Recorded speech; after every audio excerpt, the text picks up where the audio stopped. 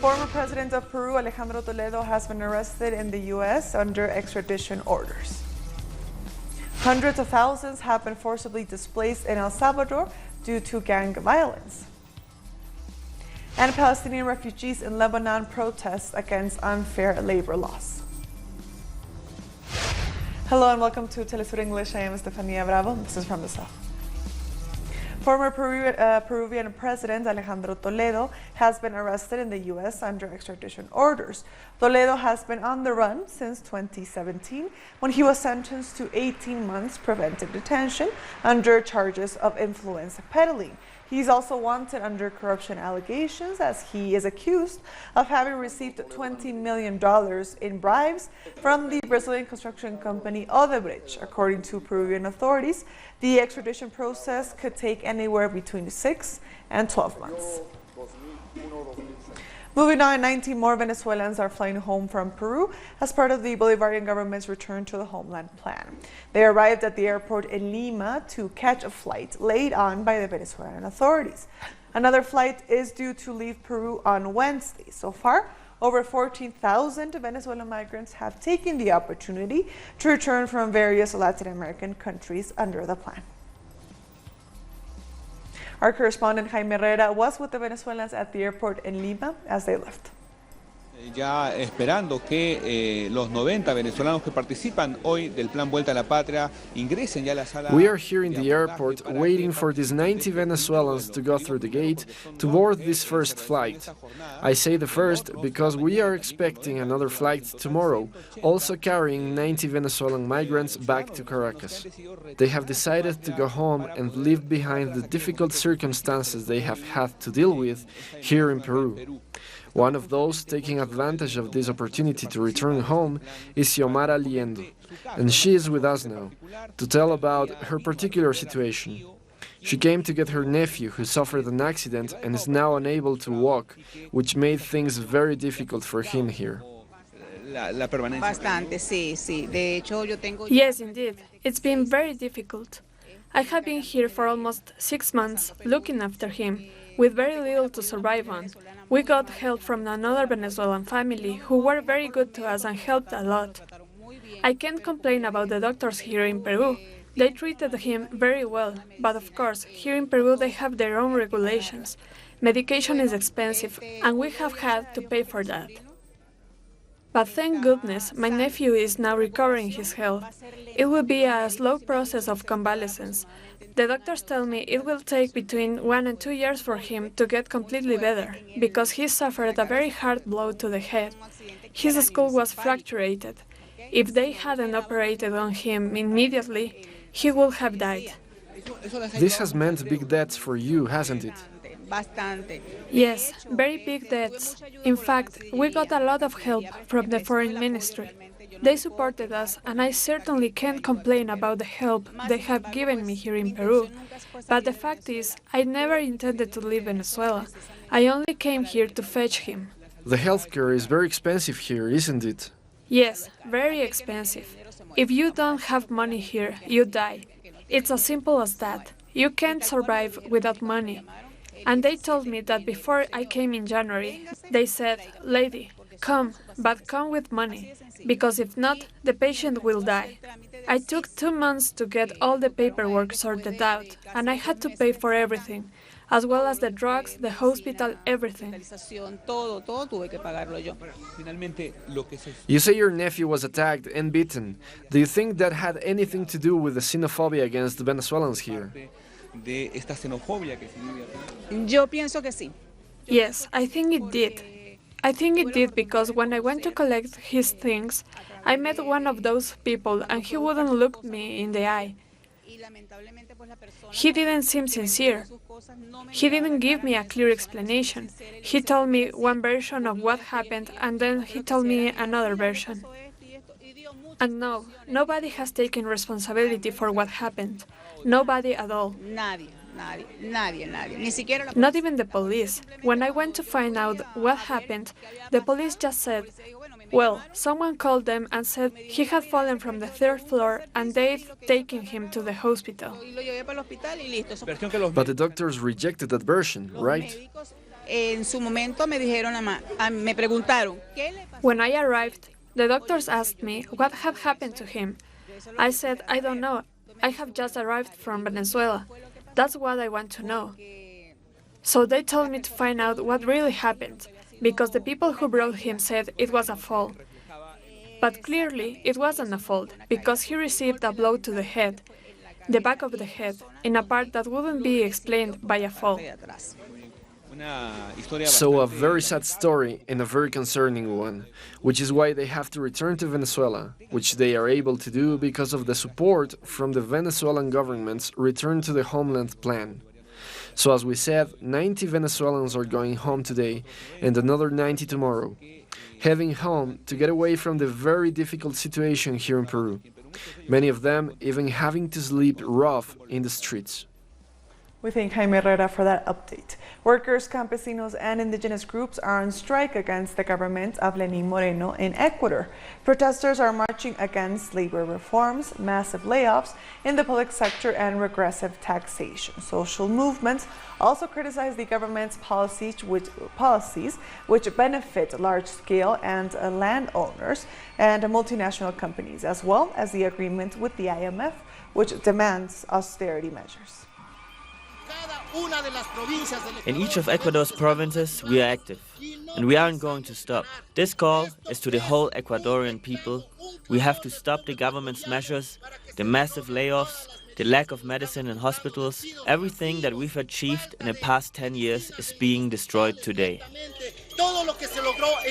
We stay in Ecuador, where the capital Quito has become the first city in the country to permanently eliminate government-funded beauty pageants. The official statement sent out by Quito's municipal office reads, "This decision is centered on giving value to women from various spaces, recognizing their abilities and contributions in a variety of fields." According to official figures, the city's long-running beauty pageant, Reina de Quito, cost taxpayers $120,000 per year. Moving on, a former member of Odeberech's board of directors has confessed he was forced to elaborate a story against former Brazilian president Luis Ignacio Lula da Silva during the Lava Jato investigation.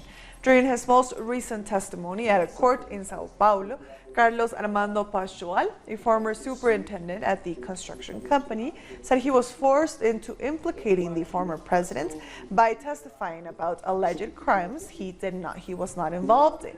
Pascual says he decided to provide this new testimony after The Intercept revealed that current Justice Minister Sergio Moro and the Lava Jato prosecutors colluded to keep Lula from running for office in 2018. New protests are underway in Puerto Rico as citizens demand that Governor Ricardo Rosselló resign immediately. The protests have entered their fourth day with no sign of slowing down. These new mobilizations come on the heels of mass protests where police injured at least 14 people. So far, the governor has insisted that he will not resign as he has the legitimacy to stay in office.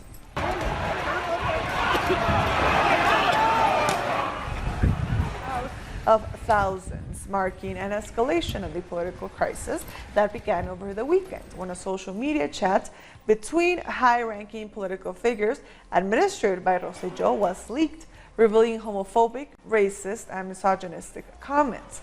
Protesters say demonstrations against the governor will continue until he leaves office. It was time for Puerto Rico to wake up and rise up against the oppressors, and we want to force the resignation of Governor Ricardo Rosselló. He does not deserve the job he has, and the people have spoken.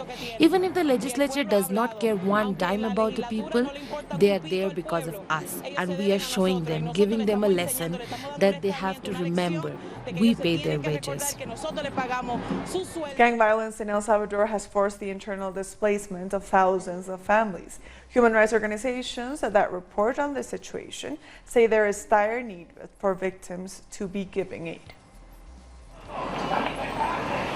In 2018, close to 235,000 people were forced to leave their homes due to gang violence. This was shown in a national survey conducted by the Public Opinion Institute of the Central American University. Teresa is a victim of forced displacement, who for fear of retaliation is forced to hide her identity. I had to get out with my children to protect them. I left everything in my community, my animals and all my things. It's not easy what we're living through, and I'm simply one more person that had to abandon everything. The forced displacement of people is a result of violent threats, attacks, sexual violence and homicides, forcing the affected population to move to places that guarantee the bare minimum of security. This phenomenon requires immediate action, starting with protecting people, which requires moving them to safer areas. That also involves widespread social changes, starting with safety in schools. It's been 1 year since the Constitutional Division of the Supreme Court of Justice ruled that the state must address the phenomenon of forced displacement within El Salvador's borders. The executive and legislative branches of the government have so far failed to address forced displacement. There needs to be legalization to promote the protection of people who may be in danger, as well as to protect the victims who've had to flee. By not complying with the Constitutional Court's ruling, social organizations say that the El Salvadorian state is violating human rights and putting its citizens in grave danger. We'll be back very soon. Stay with us.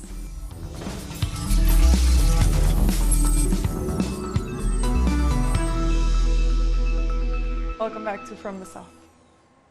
The Prime Minister of Antigua and Barbuda, Gaston Brown, has disclosed more details of his country's troubled negotiations with Barbados over the future of the regional airline Alliance. Brown said that the $44 million that Barbados was asking for its 49.4% share in Alliance was too much. He told a local radio that would be a steal for Barbados, and we are not in the process of giving away money. After a recent meeting between the two sides in Barbados, neither team made any statements, but media reports said the talks had broken down. Brown insists Antigua and Barbuda still wants a bigger stake in the area. The Guyanese Minister of Social Protection has said the government is doing everything possible to prevent gender and sexual orientation discrimination. Amna Ali said the government believes that every individual, regardless of gender identity, has an inherent right to live their life free from violence, abuse, and discrimination. The minister added that equality is enshrined in Guyana's constitution and that the Ministry of Social Protection is engaging with communities to end discrimination. She was speaking hours after the managing director of the Society Against Sexual Orientation Discrimination, Joel Simpson, was attacked. The first patient to be diagnosed with Ebola in the city of Goma in the Democratic Republic of Congo has died. This is the first major Ebola case in the urban center of the region, which has come about a year after the outbreak started and has killed over 1,000 people so far. The World Health Organization says the United Nations is expected to decide whether the outbreak requires an increased global response. Is that the WHO Director General called for an emergency committee meeting to analyze the different risks and provide an advice. And this occurs anytime that we have a major change. We did it when we had the cases in Uganda, and this time we have a case in Goma, which is a big city, a very densely populated city. We are also ensuring, as the WHO, working together with the authorities in Rwanda as well as in DRC, and we have actually to commend the information exchange flow between the two countries that has been in place since the beginning. In Sudan, crowds of people staged night demonstrations in Khartoum, protesting the recent killing of a civilian. The victim was killed during Sunday protests when residents gathered to demand that paramilitary forces leave town. According to protesters, the army allegedly opened fire at them, resulting in the death of the protester.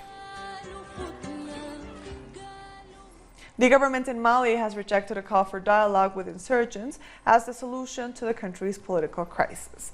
The government said it favors peacekeeping and reconstruction work monitored by the international community. The foreign minister dismissed call for talks, opting to maintain a military approach to the situation.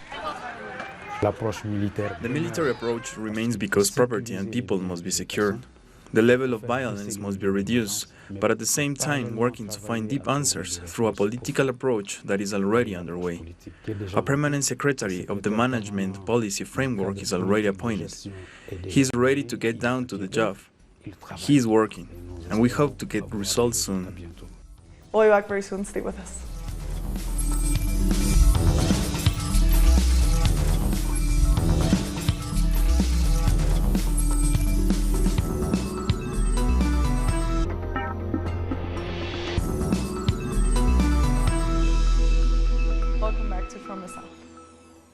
The United States Justice Department has announced it will not bring federal charges against a New York City police officer over the death of Eric Garner. Garner died 5 years ago during an arrest when police placed him in a chokehold, killing the 43-year-old. He had been accused of selling single cigarettes outside a store on Staten Island. Garner's death ignited a nationwide protest, and his family members have vowed to continue seeking justice, expressing outrage with the latest ruling. No, there won't be no peace, no justice, no peace. I'm here for Alyssa, I'm here for Kaylee, and I'm here for Egypt. They have to watch their grandfather be killed on TV every time the news comes on. They have to watch as we go through this, and we are emotional because we have to be strong for these children. So no, we will not rest. No, we will not be calm. De Blasio, what's up? When are you going to fire this officer? Hundreds of Palestinian refugees took to the streets of Beirut on Tuesday to protest Lebanon's labor ministry cracking down on businesses employing foreign workers without a permit. Demonstrators living Palestinian refugee camps condemned the move as highly unfair. Last month, the labor ministry gave companies a 1-month deadline to acquire work permits. After the grace period expired, the ministry started inspections and shutting down non-compliant establishments while issuing warnings to others. We call on the Lebanese labor minister to immediately withdraw his actions against Palestinian workers, employers and employees in the area of their social and human rights. This problem affects the livelihood of Palestinians in Lebanon. After 71 years of asylum in Lebanon, we are still considered refugees. We do not want to be treated like refugees. We are here today because we are still considered stateless. Any decision taken by the Lebanese ministry or state against a foreign worker must exclude the Palestinian. The French Minister of the Environment, François de Rugy, has resigned after reports of extravagant spending.